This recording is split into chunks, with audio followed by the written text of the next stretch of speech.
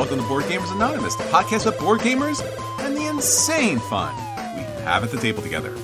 This is Chris. Hey, this is Anthony. And this is episode 509, the most anticipated games of 2025. We'd like to thank all our Patreon backers for helping us bring you a brand new episode. Hello, friends. Welcome back. A new year, a new list of anticipated games for 2025. We're so glad that you have joined us, whether this is for the very first time or for all time. It's a good time for board games, Anthony. It is a great time, yes. Last year was really, really strong for games. We had our Game of the Year episode just last week, so you can go back and listen to that. But there was a lot of really, really good games that came out in 2024. And before I put this list together, I was like, I don't know if 2025 is going to be up to snuff. But it turns out it will be, because this is the biggest list we've ever put together. Whoa. So we have over 60 games and expansions that are coming out in 2025 that we know about. Again, caveat, sometimes they don't make it, but they're supposed to come out this year. And that's not including all the stuff that will get announced, like starting in July for the end of the year. Sure. Which is not even on this list yet. So it's a fun one. We do this every January. We use this list at the end of the year to look back on the year and see what came out and what was good and what wasn't. And it's a fun time to kind of look ahead at some of the stuff that we were already anticipating or we didn't even know existed, which there are a bunch of those on the list this year. Yeah, you can go back to any year in the past and listen to old episodes where we do our anticipated games. They all happen at the same time. Mm-hmm. And you could laugh at us as we talk about games that we think are going to come out, think that are going to be awesome, or are very questionable and then become amazing. So, fun time. We had Madeira on this list for about 5 years. And it's on the list again, people! No, we gave up. Sorry, man, we gave up. This could be the year, man. It could be the year. There are a couple on this list that are like, LOL, maybe. Probably not. It's when you least expect it, Madeira is going to be shipping, and we'll be like, what? Just going to show up on my doorstep covered in mold from some warehouse somewhere. Like, yay! Ew. Mold and seaweed and everything. Yeah. Still delivered. Yeah. You got your game. Shut up now. I think we should start building the podcast as like a crack team of gamers who will infiltrate these warehouses in China so we can get the game that's somewhere sitting before it disintegrates. Right. Yeah. We're going to start a new Patreon account. Help us get Madeira out of those warehouses in China. It's secret. Don't put your real name in. No. Yeah. We need a couple of specialized people with skills that, could hack, carry, and transport games over. If you have a special set of skills and you know what kind of special set of skills we're talking about, give us a shout. Yeah. You can't see it, but I'm winking. I'm winking on the podcast, Anthony. Wink. Whoa, double wink. Yes. That's the wink. Yeah, you got a double wink. Yeah, it's going to be a good year. I'm just saying it out loud to make it happen. You're gonna manifest it. I'm manifesting it, brother. I'm using all my powers. 2025, somehow it's gonna happen. We don't know how, but it's gonna happen. Well, you know what? Sometimes things get so bad that it just has to come back around. That's true. That's true.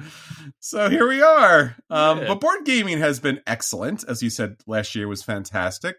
So many great games, designers, artists, writers, just publishers. We were blessed. And this year's also going to be another great year, I think. We'll see. Good. It's a good list. I'm looking forward to going through it. All right. But Anthony, before we get into this fantastic list you put together, let's talk about what matters most. Our listeners. They did a thing. And somebody won a thing. Yeah, somebody won a thing. We had, like I said, we had our awards last week. And for the first time, we had a Listener's Choice Award for each of the 10 awards that we gave out. And we ran a poll to do that. So from that poll, we chose a winner at random. So somebody who completed that survey and remembered to give us their email address. These are key if you're things. listening to this and you're like, oh no, you know who you are. Some of you forgot, but it's okay. But mistakes were made. SawyerWJ@gmail.com is our winner. So I'm going to reach out. You're going to win a game from our prize list, our super secret BGA prize list. Is it Madeira? Yeah, that would be mean. You win a copy of Madeira when it shows up. No, it's a real game. It exists in my house. But yeah, thanks to everybody who participated and made it possible for us to have a listener's choice this year. Looking forward to doing it again in the future and having more contests. Yeah, it's podcast for you. It's funded by you, supported by you, and it is your voice. So please hit us up, talk to us. Love to hear from you. Yeah. Well, Anthony, speaking of which, we have a great list for 2025, a lot of great games. And throughout the year, typically, we talk about these games when they come out, when they go hot, when they drop off the list. And we had a thought. And, you know, let's be honest. Nobody knows more about fantasy and drafting than tabletop gamers. So with the football season finally wrapping up, coming to an end, playoffs are about to hit, Super Bowl is going to happen.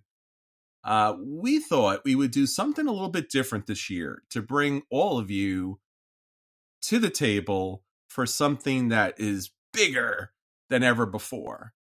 So BGA for 2025 is proud to announce the BGA Fantasy Board Game Draft. What? It needs to be louder. It definitely needs to be louder. We'll do it in post. Yeah, we'll do it in post.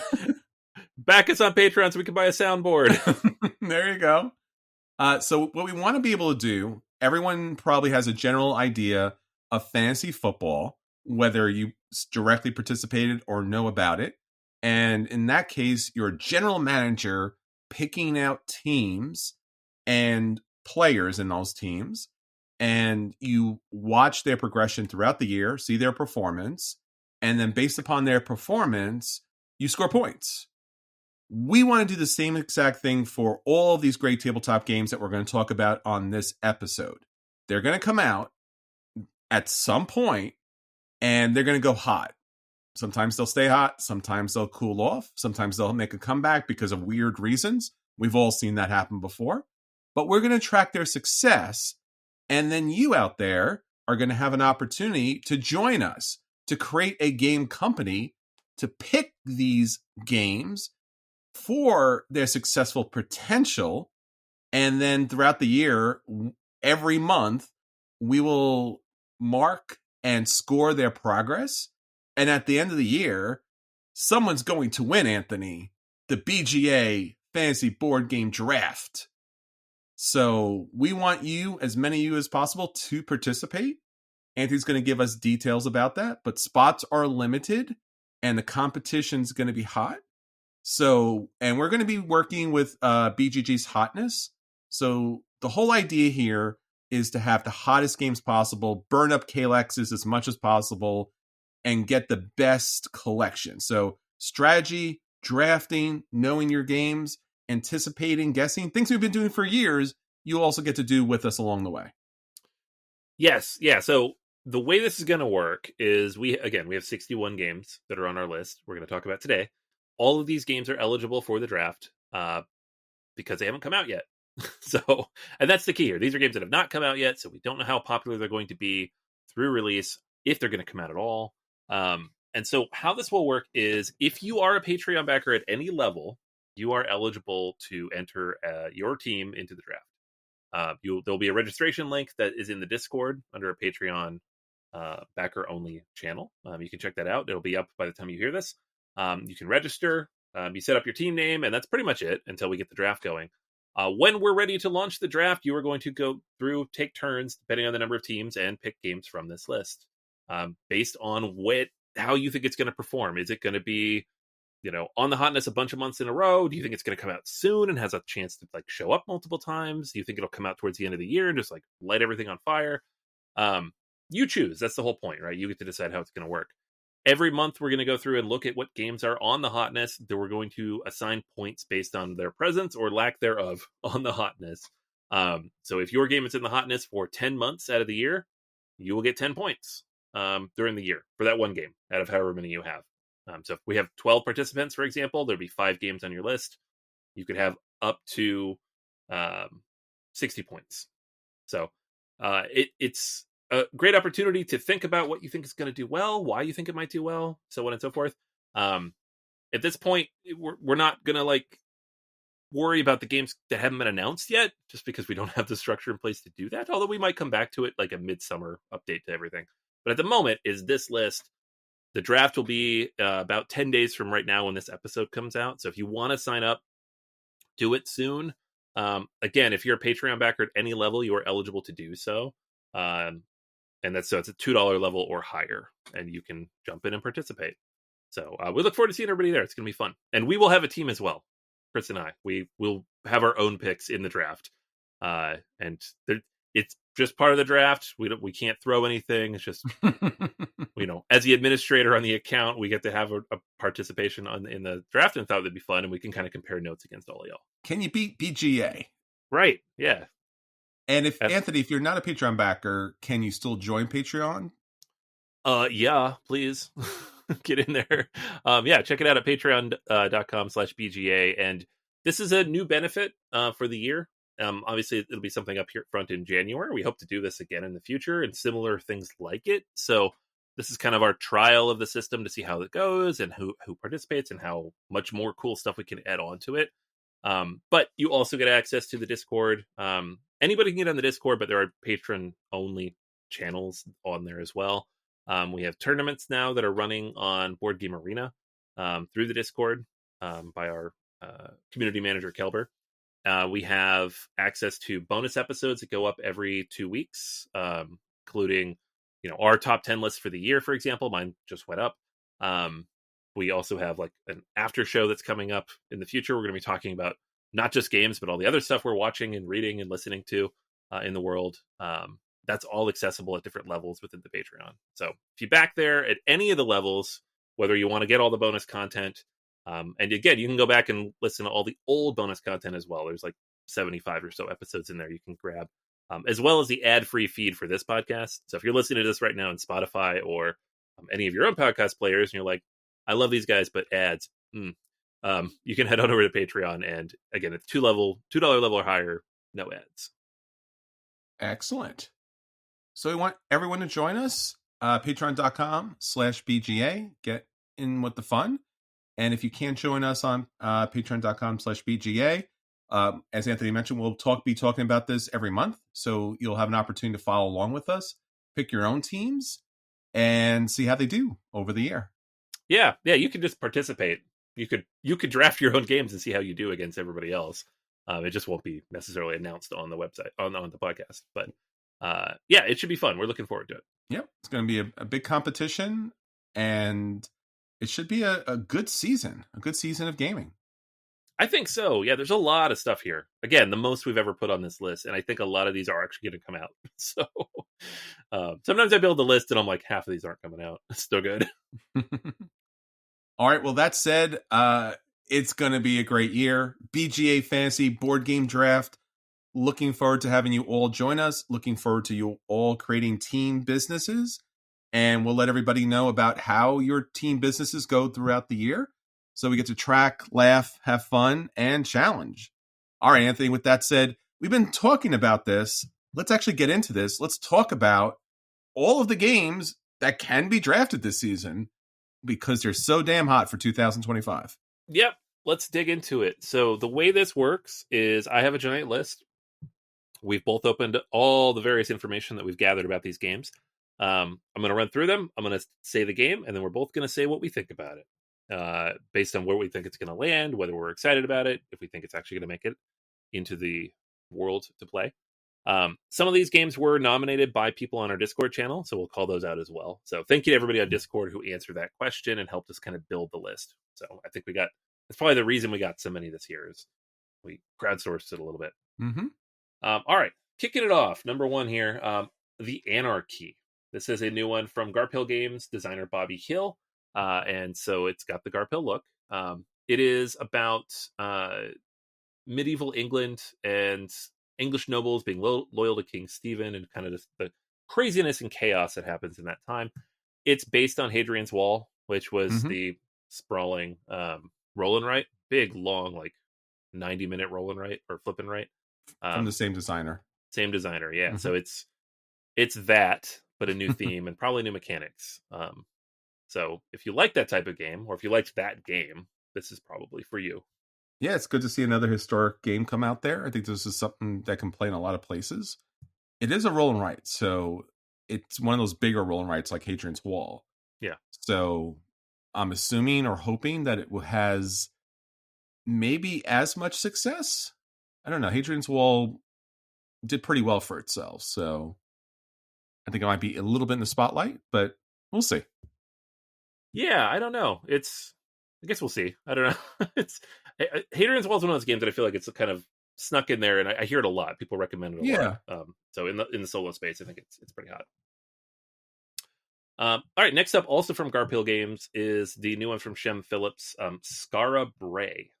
So this is about settlers in Neolithic northern Scotland. So Garphill has like their main series, which usually come in trilogies based on like some section of their, imaginary world that they built. But they also have standalone games that are based on historical periods of time.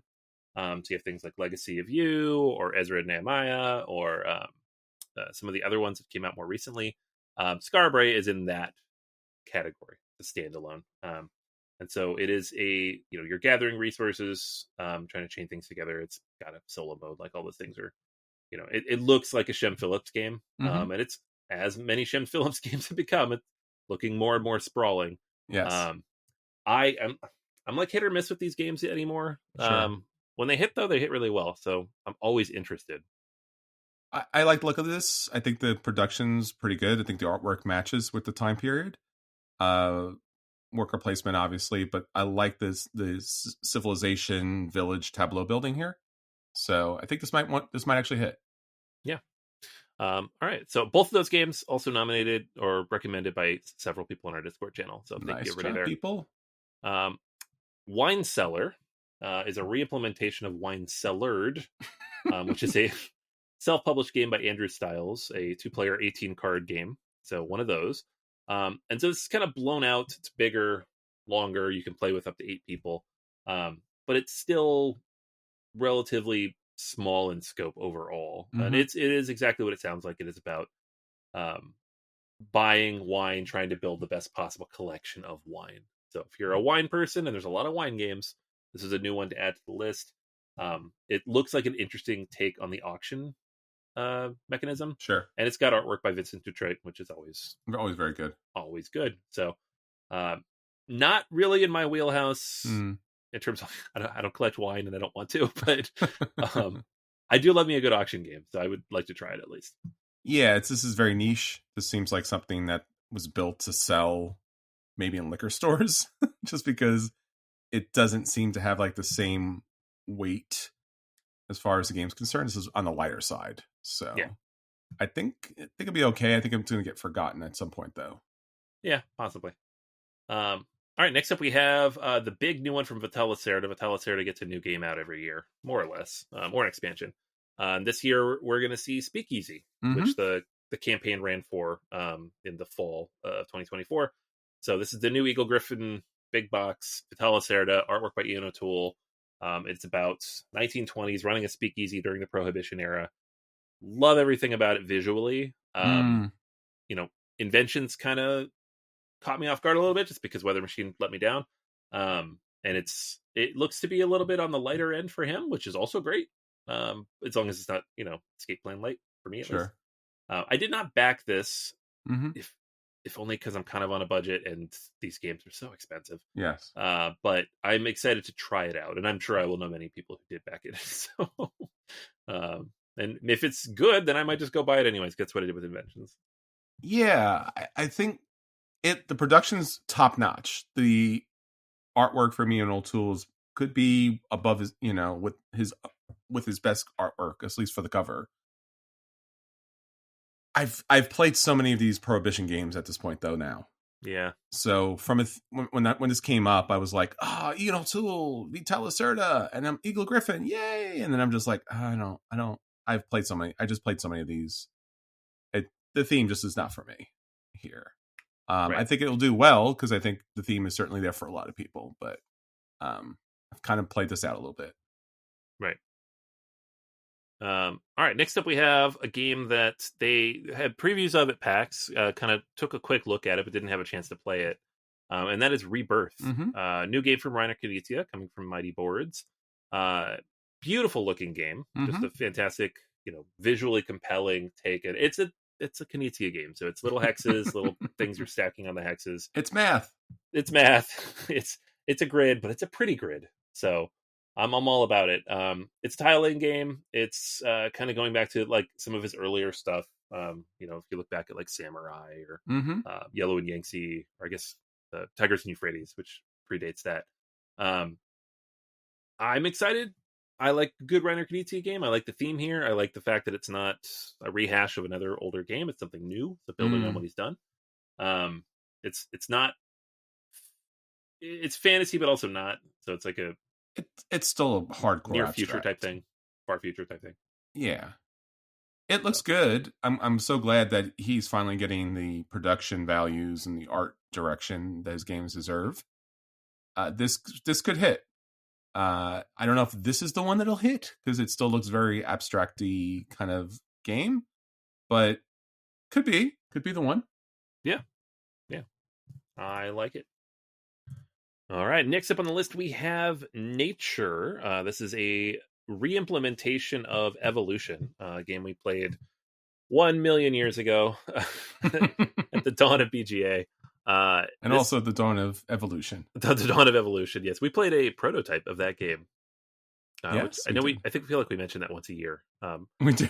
Just like, remember that time we got a prototype? Remember that actually happened? That was cool, right? That was pretty cool. Yeah, we were cool. We felt special. And we all hated it. And we're like, this game isn't going to work. And now 10 years later, they're still making versions of Evolution. Well, they fixed it, to be fair. They did. We gave an honest criticism. They were like, you're right. You fixed it. Yeah. It's good. So it looks like they made the game a little more modular. Just kind of a more modern take on that system, which is cool. Artwork looks fantastic. So I don't know. I'm not a huge Evolution fan, but I like the modular take. I like Evolution a lot. This seems to look a lot more pleasing for general audiences. I think the first Evolution and, the ones that came after it were a little more early evolutionary periods. And this seems like, hey, this is the Nature you know and love. So this is kind of like right down the middle. This is probably eventually will find its way to big box stores. Right. I mean, if Arc Nova can do it, anybody can do it. Right. It's Arc Nova, it's Earth, it's all the same. All right, we got Rise of Babel up next. This game was I believe I saw copies of this floating around at PAX. So it's coming out pretty soon. Designed by Bedouin Games, and you are building a deck of cards and positioning various resource tiles on the Tower of Babel. So the classical Tower of Babel from biblical times. And I don't know, it's these biblical themed games. It's not that I don't want to play them, it's just they have fallen flat for me just mechanically. They're just like, look at the cool theme, and then the game's like, it's fine. But that said, it's kind of cool that you're building up a tower. I always like building up a tower, so like laying stuff on top of other stuff and building it up, even if it looks a little dry.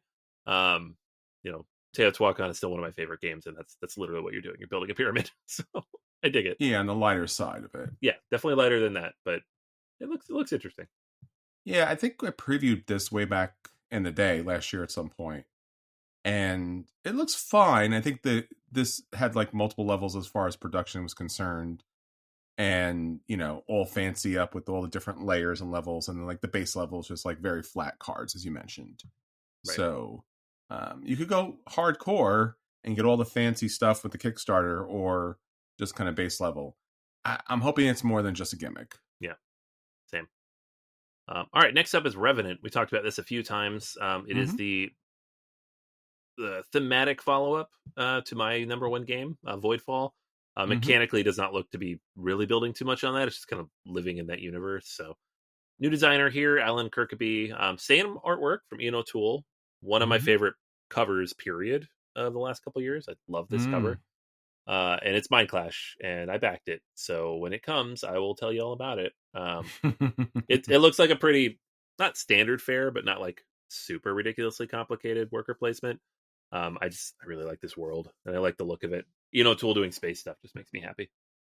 Very cool. Yeah, no, looks out of this world. Is that too much? Did I do too much there? Go with it, man. Just own it. It's good. I mean, Tool's artwork here is just next level, and I appreciate. I don't always love it, but I appreciate a little bit toned down here because there's so much on the board. But it's nice to see space, not just a black star field. Yeah. So throw some color in there, people. Yeah. And a very cool cover. So cool. Mm-hmm. So cool. All right. Next up, we have Baghdad, the City of Peace. This is a game from one of our favorite designers, Fabio Lopiano, working with Nestore Mangone. It's from Alley Cat Games. Now, Alley Cat Games does a lot of stuff. I like a lot of the games they make, but the design is visual design is often kind of flat. This is that. It's pretty flat, especially after the last couple Lopiano games. Sure. Merv and Senkore, which were so beautiful with the Tool artwork. Yes. This is like kind of in that same ballpark in terms of time. It's, golden age of Baghdad a couple thousand years ago. But instead of the beautiful artwork we had in those two games, we have it's fine, but it's not great. But mechanically, Lopiano makes interesting games. They're generally a little bit quicker, although this one's on the longer end. And I don't know. I'm interested to see how this works. It's a rondel, worker placement, big wide circle moving around the city. It's built in a grid, circular grid, and excited to see how it plays. Yeah, I think this actually might do well. I think the roundness of the board really makes this game stand out. And, it's got that cool rondel kind of action to it. So I'm interested. All right. Next up, we have an interesting one. So Wolfgang Kramer made a game called Elf Achse back in 1987. This game came out a million years ago. I believe it won the Spiel back in 1987. And so they're bringing it back in ley lines. So it's got Kramer, but also co-designed by Daryl Andrews and presumably updated. And it's Arcane Wonders publishing it. So in the game, you are going to be building out these ley lines. You have it's economic fantasy versus the kind of trucking theme of the original, which is a cool spin. It's got very cartoony artwork, which may or may not work depending on how much you like that original trucking theme. I've never played that original game. I've never even seen it. So this looks interesting. It's probably on the lighter end just based on what I'm seeing of it so far. But yeah, I don't know. It's cool when we go back a really long time ago and update the game and make it work in an interesting way. I think Restoration has kind of opened that floodgate, and this is just another one coming out. Yeah, no, this is really cute. And again, this is what 2.0 games should be.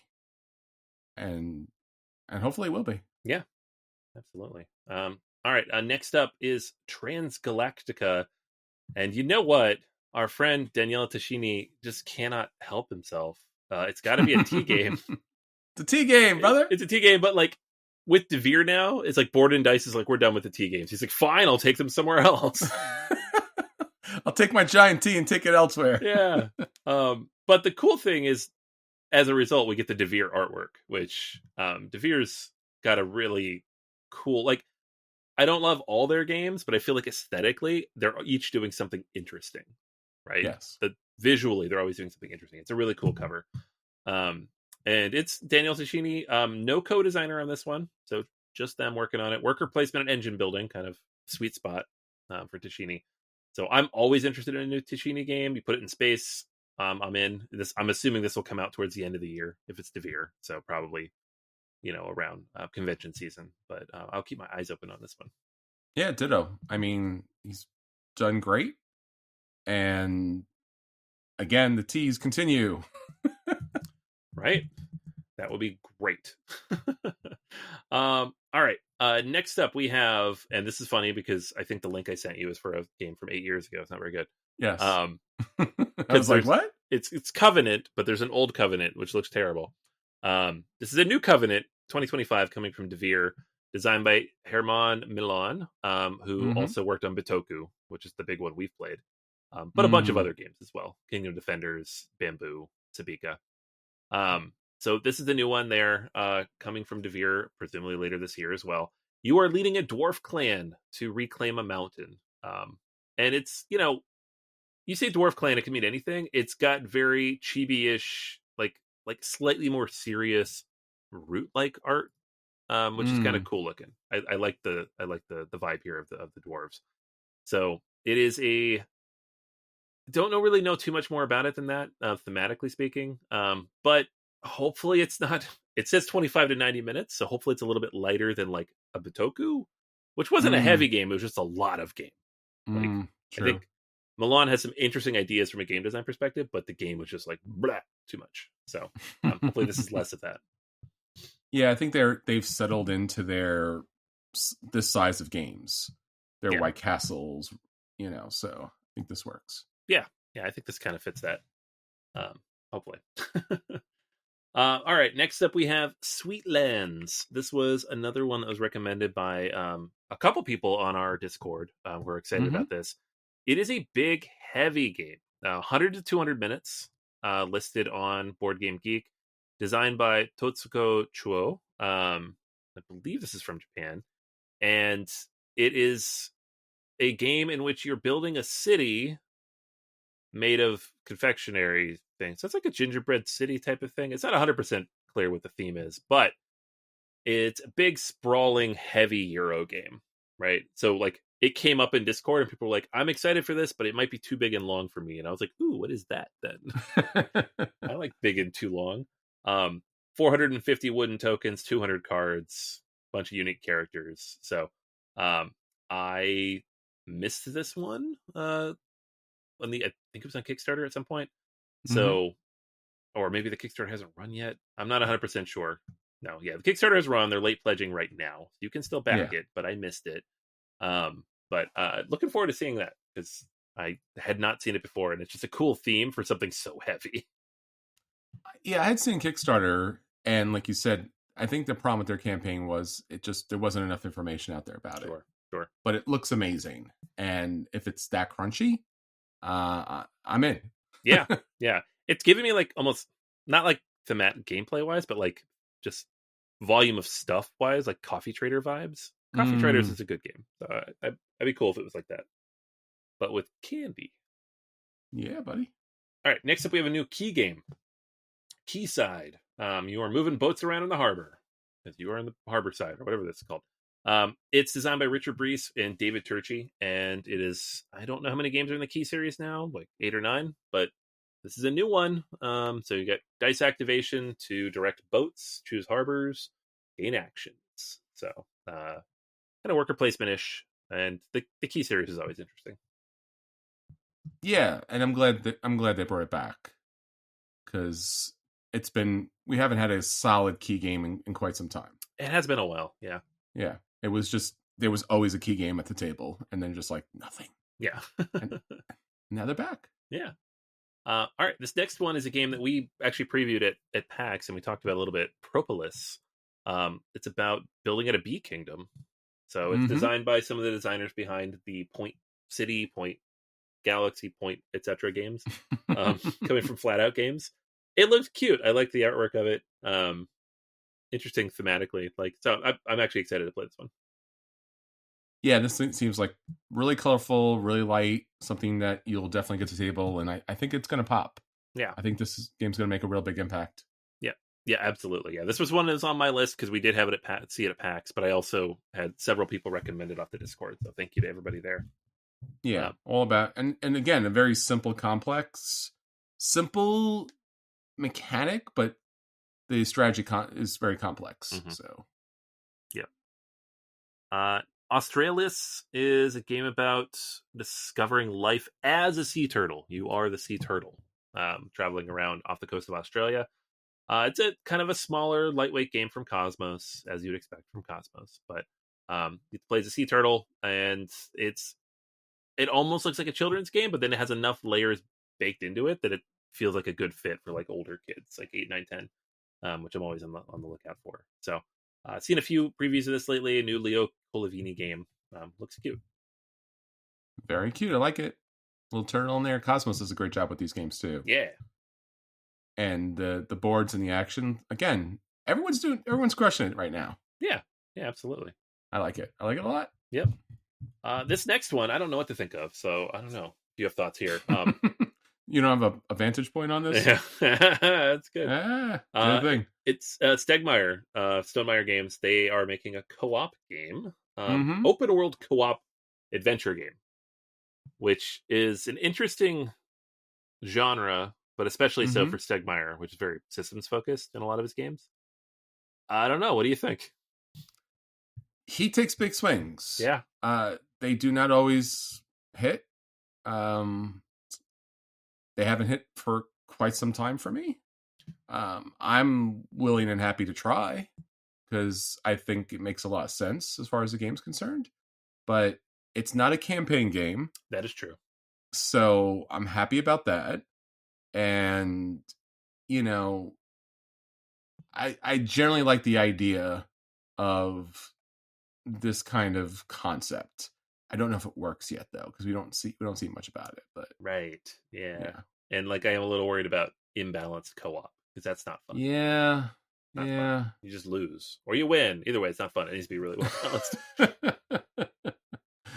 Yeah, I think we've now matured to a point where co-ops need to have some significant scaffolding for them to be good. Mm-hmm. You want to give people an experience, good or bad. Like you want them to have like a significant good experience. Whether or not they win is a different story. But right, instead of like you jump in with 6 people, you drag 6 people to the table and bad, and you're just like, okay, we're done. Never playing this game again. Yeah. Oh man, yeah. I don't know. We'll see. I don't even know what to think anymore. I used to be like, oh, I'm excited. It's new Stonemaier, and like now it's like, maybe. All right, another big one here. That's never coming out, but I put it on the list because it's funny. Stellaris Infinite Legacy. Could happen. It could. I think their most recent update on Kickstarter was like, "Hey, we have some cards that we had proofread." Like, okay, cool, we're on track then. They do keep showing this off at conventions. We've seen it floating around. They are demoing things from it, but they're like 4 years overdue on delivering this. So who knows? Yeah, it's going to be on the same ship as Madeira. Place your bet. See which one gets here first. Right. At least this one's even still in development. Madeira was at least produced. Maybe. Yeah, this has always hurt me here because when this, I backed a lot of crowdfunding campaigns and obviously seen a lot other ones where I didn't back. This is the one where it was like literally the finger over the button, just be like, huh? Yeah. Because again, what this promised is amazing, and what's based on amazing, and Academy Games amazing, and yet the campaign was just like had very little, if anything, at all to it. Yeah. And every time they bring something out of the convention, you're like, oh, this is going to happen. And then just another year later. So, yeah. I don't know. It's bad. I feel bad about this. Yeah. Me too, because I like them as people, and I feel bad that they're having this problem, even though like it was an avoidable problem and they took a lot of people's money. So that does suck too, but sure. It's a shame. It's a shame too, because by the time this does come out, there'll be 12 versions of Twilight Imperium at that point. I know. Twilight Imperium will have another. Here's my prediction for the near future. Twilight Imperium will have Twilight Imperium 5th edition before Stellaris comes out. Yeah. Just saying. I could see that. Yep. I hope not, but I could see it. It's gonna happen. Yeah. It's gonna happen. All right. Moving on to another big game that will come out because people have seen it and played it. Is the Elder Scrolls Betrayal of the Second Era. This is the Chip Theory game spin on the Elder Scrolls. It's a big game. It's going to be big, old, expensive. The chips and everything. It's Elder Scrolls. The thing's going to be a behemoth. I don't think anything about this is for me personally. That doesn't mean I don't think it'll be great. I wasn't a huge fan of the kind of the base Chip Theory games as a whole, Hoplomachus or any of the other games. But Elder Scrolls, big fancy components, fantastic approach to adventure gaming. I think a lot of people are going to be super excited about this. Yeah, I agree. And this could be the hotness of the year, at least early, because again, the production here alone and the history of this, we've talked about a lot of games where like the IP back in the past was just kind of like something that was pasted on. Mm-hmm. This seems like something that fits really well with Chip Theory games, and they could really this could be the game that pops for them more than anything else. Mm-hmm. I think it will. Yeah. I mean, unless it's $400, and then maybe not. It's always $400 with them. We'll see.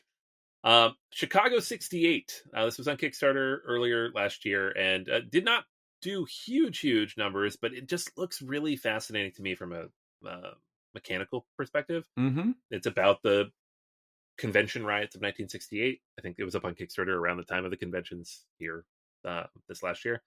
And I don't know. I like historical games. I like ones that approach things that are a little problematic. Not problematic, but like challenging from either perspective. And just evaluating and gamifying what those things look like and how you interact with one another. So I don't know if it'll be any good. It's a first-time designer, Yoni Goldstein. The Dietz Foundation has done a lot of games, but a lot of them are like that serious game approach. Sure. So that's what this is. But I don't know. Something about it caught my attention. I'm excited to get it. Yeah, no, I think, again, this is great theming, something we haven't had before. I think it's essential for historical context so people can kind of like understand the conflict and how and why we should be involved. And it actually looks like it can be, have not played it, have not previewed it, but it actually could be, in fact, an actual game to play. Yeah. We'll see. Very possible. All right, next up, Cyberpunk 2077. Kind of on the flip end of that. This is based on the video game. So Cyberpunk obviously is a tabletop role-playing game universe. It's been around for a long time. The video game was based on that tabletop RPG world, and now we have a board game based on that video game based on that tabletop RPG world. You know, this is how things go. Sure. It's being published by Onboard along with CD Projekt Red, which is the developer. This was on GameFound and made like $10 million. So lots of money. Lots of people are going to get this game. A lot of people are going to say they love it. We won't know if it's actually any good. So, because a lot of people spend a lot of money on it. It's cooperative, tactical. I'm not sure how that works out. But it's a cool universe. I always thought the Cyberpunk universe was cool. Night City is an interesting world to explore. Sure. But the video game was broken in a lot of ways when it came out, and then they fixed it. Hopefully the board game is not. And I don't know. Just visually compelling, interesting world. Lots of cool different ways you kind of approach it. It's dudes running around on a board, but sometimes that can be really fun. Yeah, definitely, especially in that kind of universe. Hands in the Sea. I talked about this a little while ago. This is an update visually to a really fantastic deck building type of a war game. 2-player only, was on GameFound not too recently, maybe a month or two ago, and it just looks very pretty. So I'm excited for the new Phalanx edition of this. I think it'll be just a solid addition to the 2-player shelf in my house that is way too big. Very good. Yeah. Another one here that I spent money on and shouldn't have, DC Superheroes United. Too many of these stupid things. I don't know why I keep doing this. But hey, it's United. It's DC. We know what this is. It's, chibi Batman. That's what it is. That's all it is, man. I love the chibis though, man. I was painting a chibi Groot last night. It's so fun. Aw. It's cute. I am chibi? Yeah. Very cute. All right.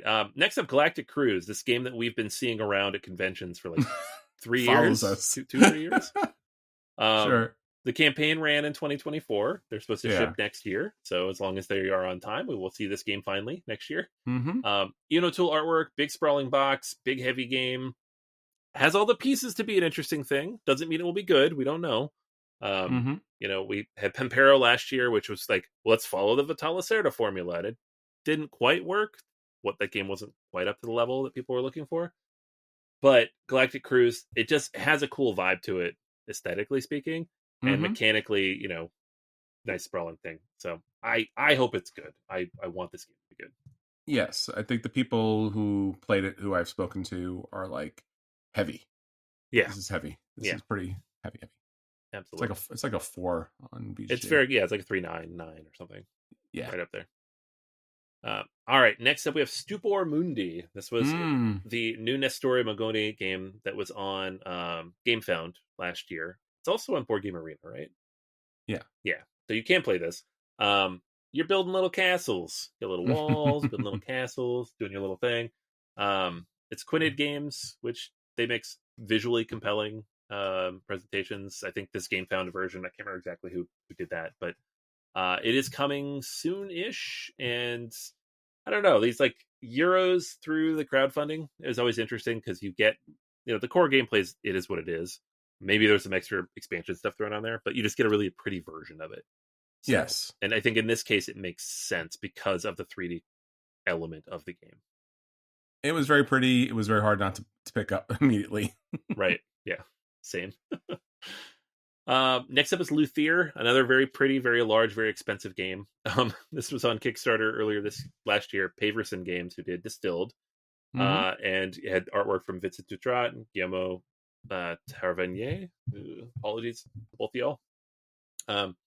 Beautiful game. Most expensive version of it had a bunch of ridiculous big stuff. Like, you want a miniature violin? Great. First player marker. You want this crazy stuff? Cool, you got it. But it's a very cool theme. It's a very beautiful layout. We've seen this at conventions a few times, and I struggled not to back this. I think the price kept me away. So thank you guys for overpricing it, because it's true. I had a budget. Same here. But I look forward to playing it. Yeah, it should be a big hit when it gets out. Yeah. Fellowship of the Ring trick-taking game. This was the hot game at PAX. Asmodee had it. They only had a few hundred copies. They sold them very quickly. It's coming out very soon, like in the next 2-3 weeks. So if you're joining the draft, there's some good early points for you. This one will be on the hotness soon. Might even already be on there.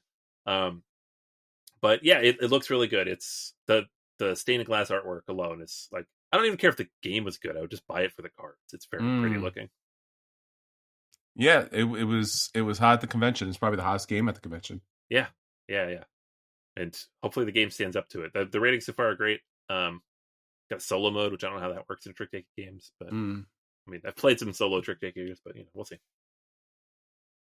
World Order. This is the follow-up to Hegemony, which I know is your number one game. So I didn't back this, but I don't know where you landed on it. I didn't back this. Hegemony is still hitting the table hard and has not gotten enough play yet, just because you could play all the 4 different factions and they will play differently. So I have to play that out first before I get to this. Okay.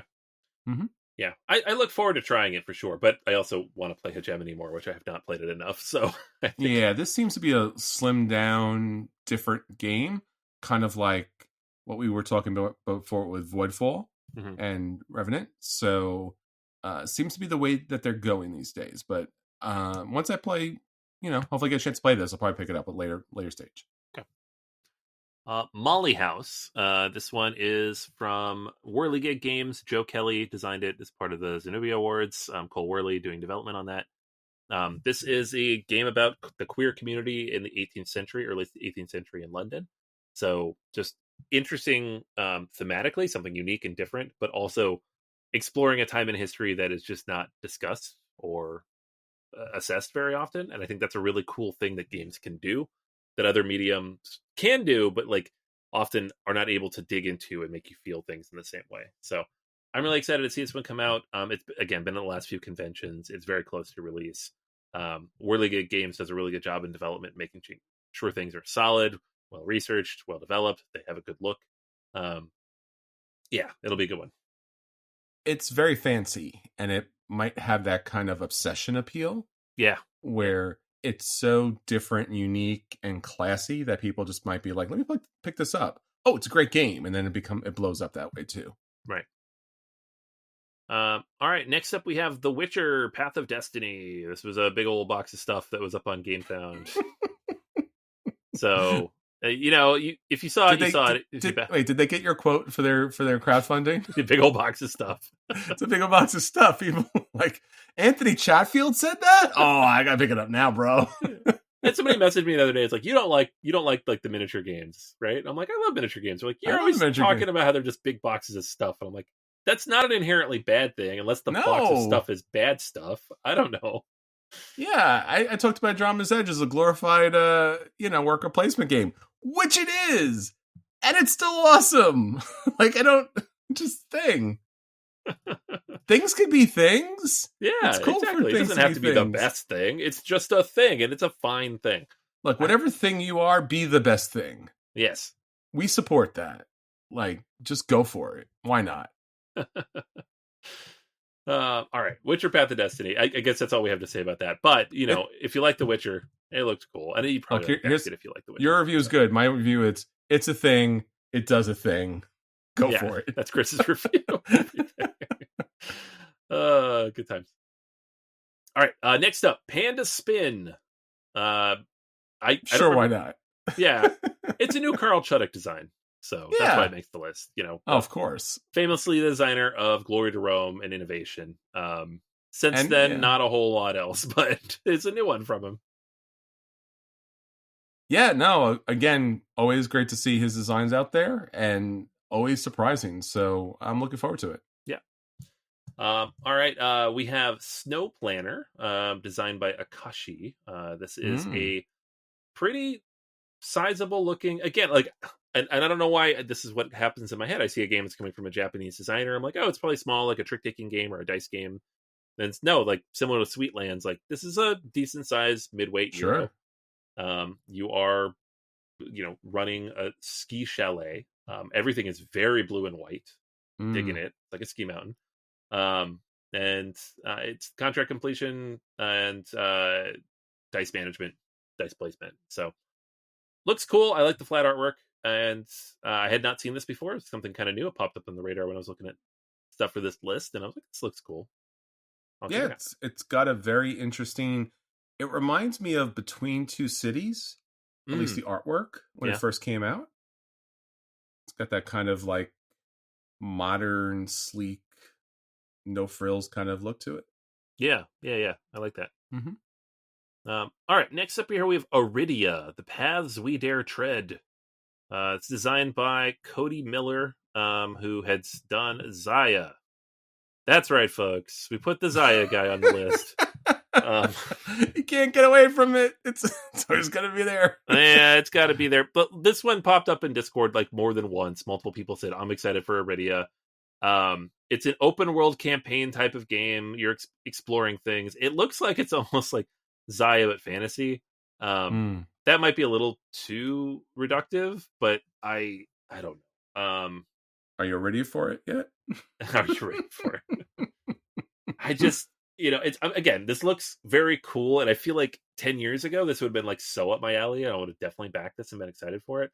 I'm just kind of done with like co-op campaign type stuff, open world Sure. stuff, and There's then you so say much it's of from the it. Zaya guide. I'm like, that game everybody loves that I can't handle. But yeah, here it Sorry, is. Cody.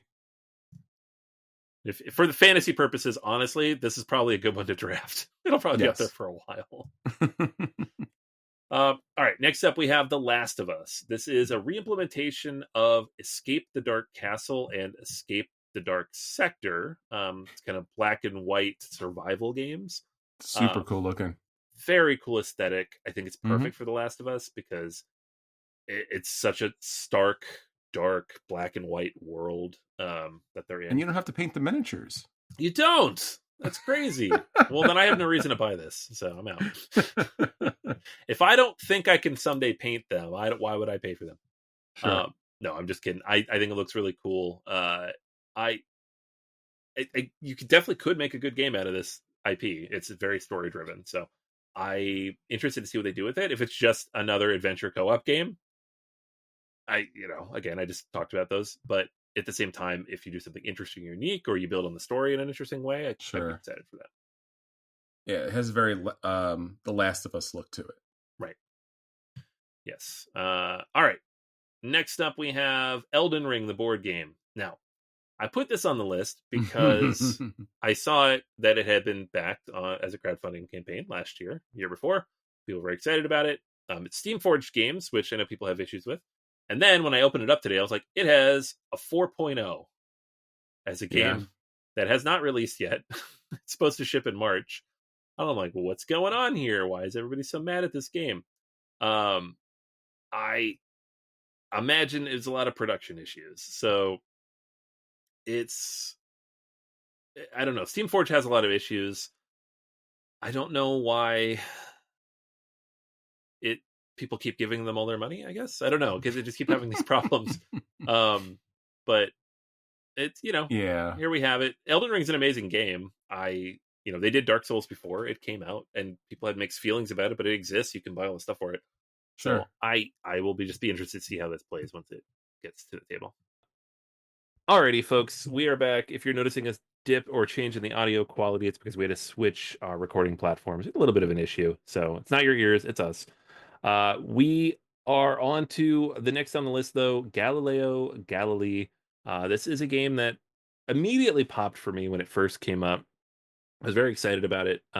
Just the look of it, the feel of it. Just the Galileo in general is a cool theme for a game. We have a lot of games recently about Darwin. Why not some other scientists get in the mix? Beautiful cover with the various planets in the solar system. And then I found out designed by Tomas Holik, who is the designer of SETI, the Search for Extraterrestrial Intelligence, which is a game I've gotten really excited about and playing a lot lately. Honestly, if this game had come out a little earlier in the year and we'd have more chance to play it, I'm pretty sure it would have been higher, both on my personal list, but probably I would have pushed for it more in our end of the year awards as well. So, Galileo Galilei, super excited for this one. Yeah, I did a preview of this early last year. I'm really loving the aesthetic here. Love the science. Looks to be a great game. Yeah, absolutely. All right, next up on the list, we have Coming of Age. This is a bit of a shorter game, kind of a life simulator type of theme, at least. I don't know how the game Hmm. kind of runs through that, but it's Danny Garcia, who, Yay! yeah, right.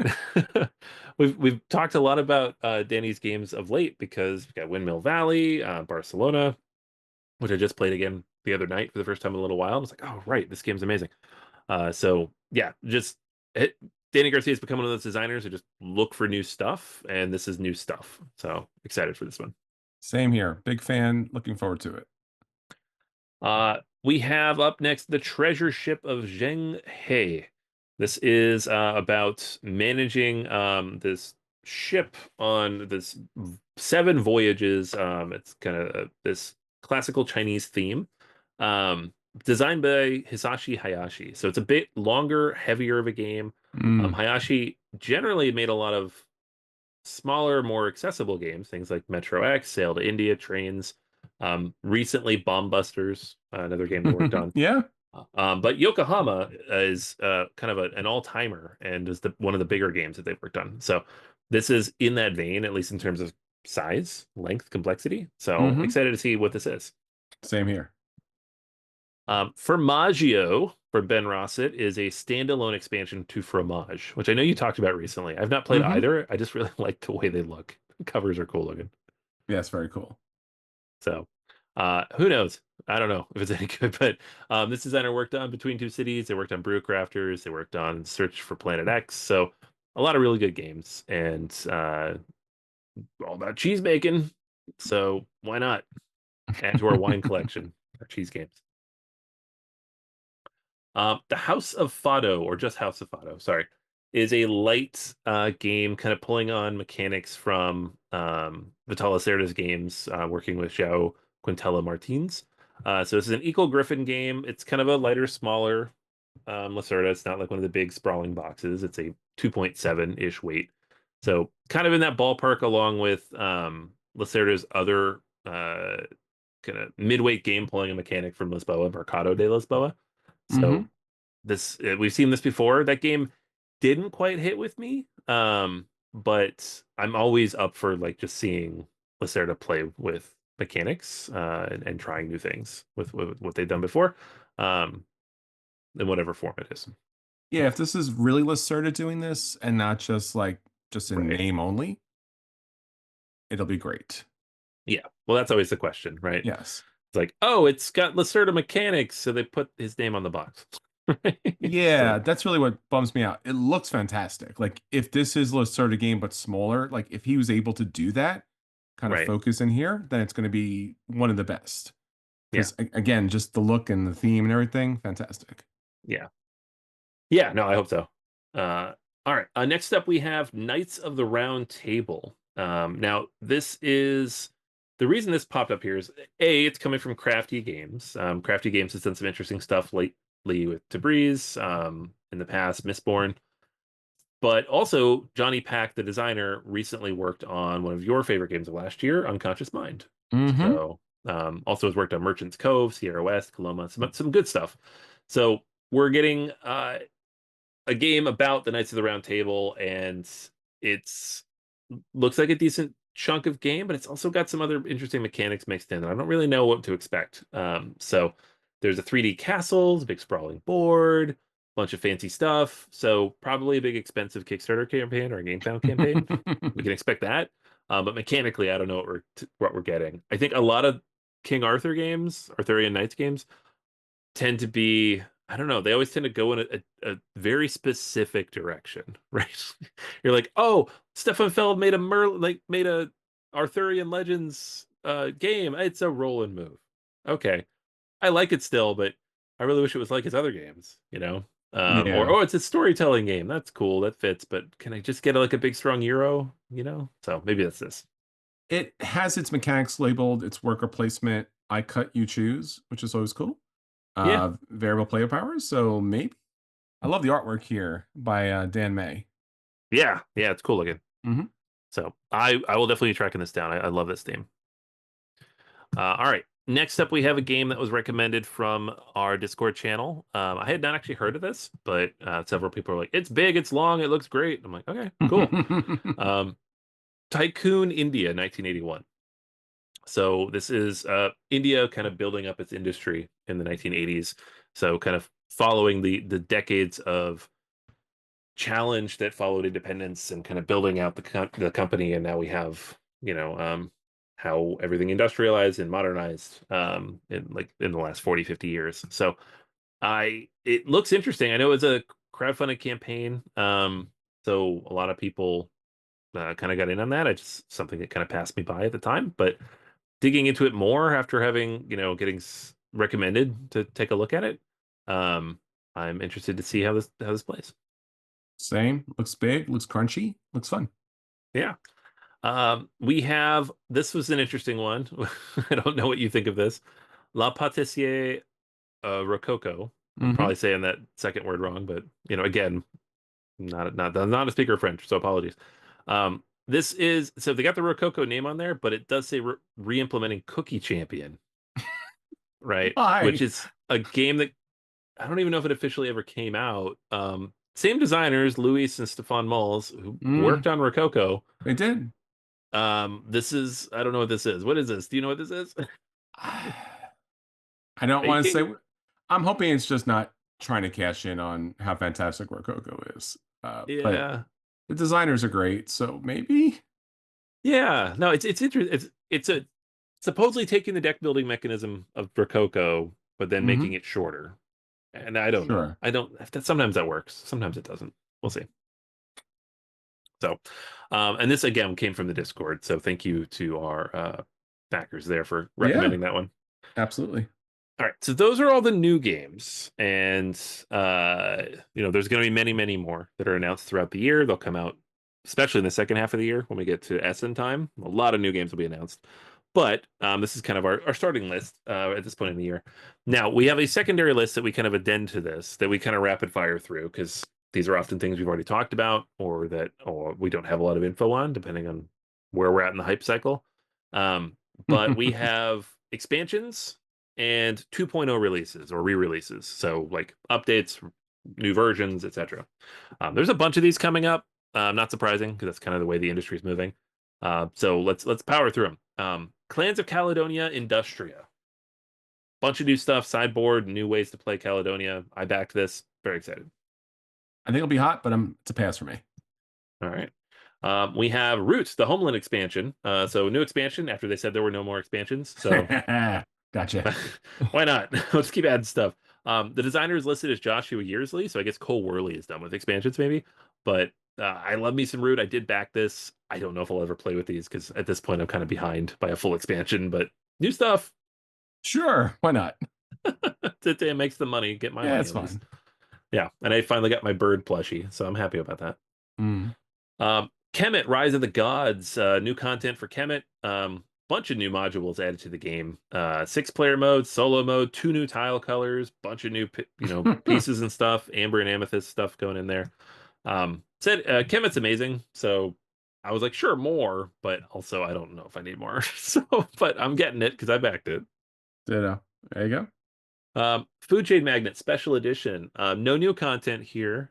Just and they've very specifically said this. It's the same game, but bigger, fancier, shinier. Kind of losing a little bit of the spirit of the original, but definitely a deluxe version if that's what you want. All the stuff in one box if you want as well. So this should be shipping soon. This was on GameFound early last year, so should be shipping, in the next 4 to 6 months. I love the fact that they say you could pay in installments. That's That's when you know the Yeah, game's got a little too expensive. I know. Yeah, you want an installment plan? You'll lay away for your board game. Jeez. It's not a car. All right, The Queen's Dilemma. This is a I played The King's Dilemma back with some friends in Pittsburgh. We did not quite finish it because we were in the middle of it when COVID struck. But we loved it. Fantastic game. Just a really interesting take on negotiation and arguing. It was like a tabletop RPG where all you were doing is fighting, arguing with each other. But in a fun way. This is a new version of that, and I'm excited. So I don't know that I have a group to play it with, so I have not pre-ordered it. But if I ever find a group, I will be playing this. Very nice. Very nice. Above and Below Haunted, new one from Ooh. Ryan Lockett. So the above and below formula, except now you are exploring some caves and in a haunted marshland where you're trying to build a village. Looks cool. These story-driven games from Lockett never really struck with me, but the above and below formula always looked cool, even if it's not my cup of tea. Yeah, the above and below ones are the ones I liked best. Yeah. Worker placement ones, yeah. Yeah, it looks cool. Mhm. Cyclades Legendary Edition. What do you think of this one? Super fancy, man. It's got all the fanciness to it. Yeah, I know this is a game that was big for you at least back in the day. Oh yeah, I never clicked with this as much, but I want to because I love, Greek myth. it's very cool. I'm glad to see it back out here again. Didn't back it because I have all the other stuff from the first, and it required all the monies plus one. So much monies. Yeah. So much monies. And they wouldn't let me pay in installment plans. Oh my gosh. They have to know. It's so much money. They did have donated kidney plan, but I already gave one for the United Marvel United. Yeah. I need at least one, guys. I need one. Stop producing this United stuff.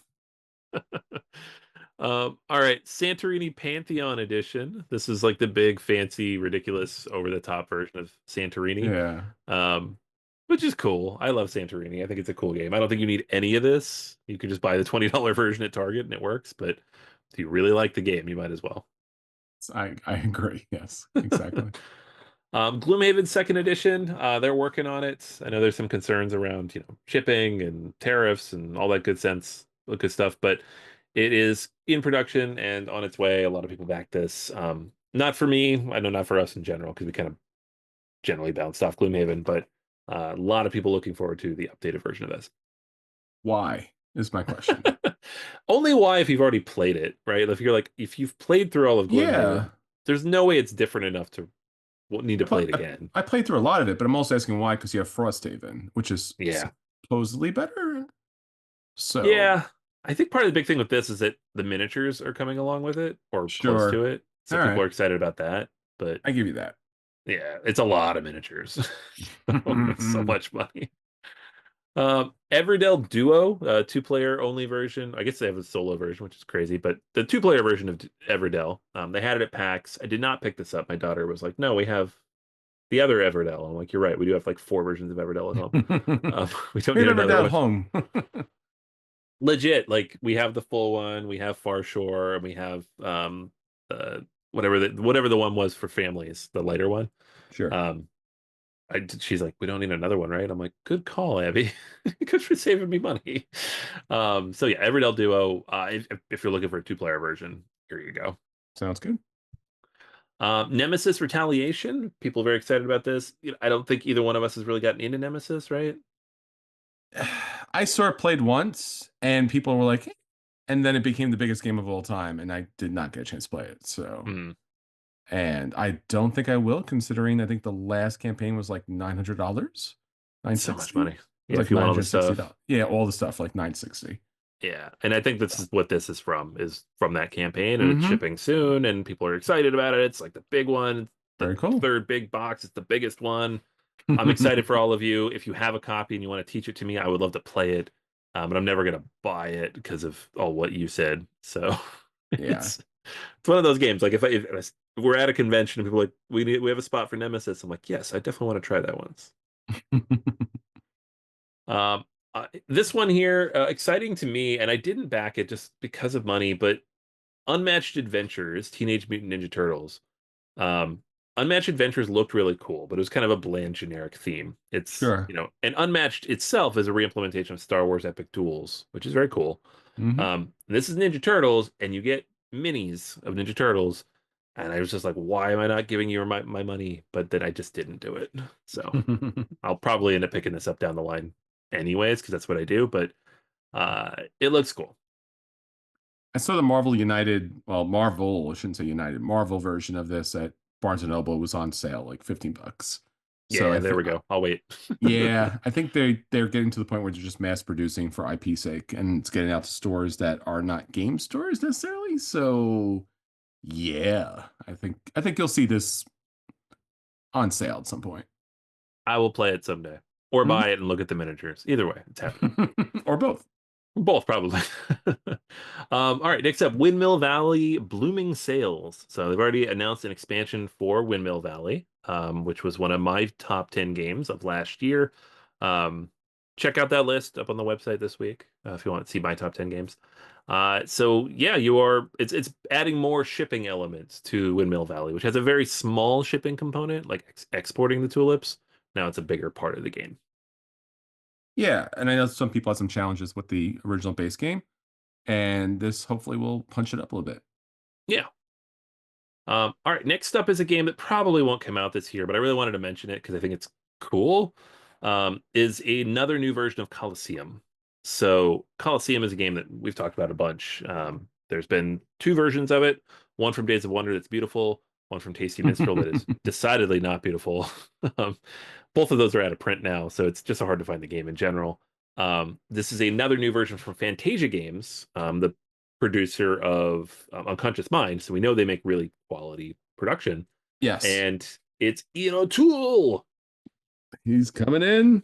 Coliseum with Ian O'Toole. So I'm excited for that. They made some changes to the game too. There's new stuff. I don't know. I just like finally a very pretty version of this game that I could actually get and play. Hopefully, I'm excited because I always like this game. I can never find a copy. Did not want the Tasty Minstrel version, and this looks beautiful. Yeah, I think they moved away from the roll and move to more of a worker placement hunting setting. Oh, see, that's cool too. I Mm-hmm. dig that. All right. Next up, we have three recommendations from the Discord. First up, Pax Porfiriana Ultimate Edition. So this is a re-implementation of Pax Porfiriana, which is a game that came out in 2012. Now with the Ultimate Edition, which just has all this stuff kind of baked into it. Um, it's one of those games I've heard a bunch and I've talked to people about and I've read about. I've never actually gotten a chance to sit down and play it. Same.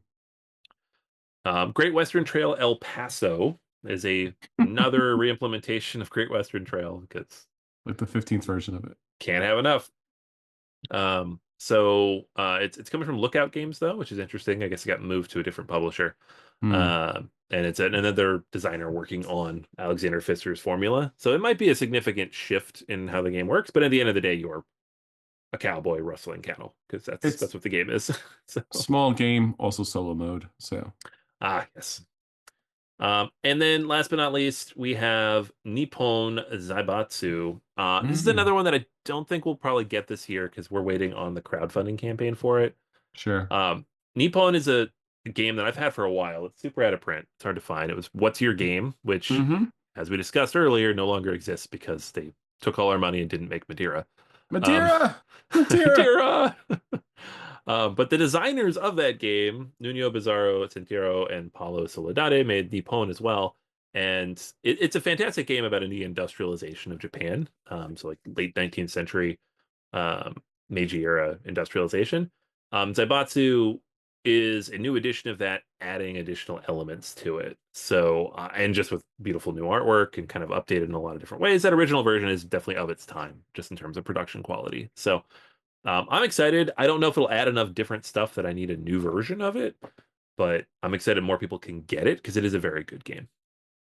Excellent. Yeah, I played this a bunch back in the day. Yeah, it's great. I think it's on Board Game Arena. Oh, is it? If it's not, it's on something. I've played this online. Yeah, So it's been out for a while. At yeah, least the original version of it. right. All right, folks, that is it. That's 61 games. Thank you for bearing with us in the little audio shift. But stay tuned. If you are interested in the draft, you can draft from these 61 games and make your little portfolio for the year and see how you perform. Absolutely. We want you as part of the team. and, do your best to beat BGA. That would be a lot of fun to have you there in the competition. Join us on patreon.com/BGA. Obviously, all of our social medias are out there, so you'll all have a chance to engage and play along with us as the season goes on. And we have some new and exciting things upcoming, so check in for the next episode and see how we can get you more to the table. Until next time, this is Chris. And this is Anthony. We'll save you all a seat at the table. Take care, everybody. Bye.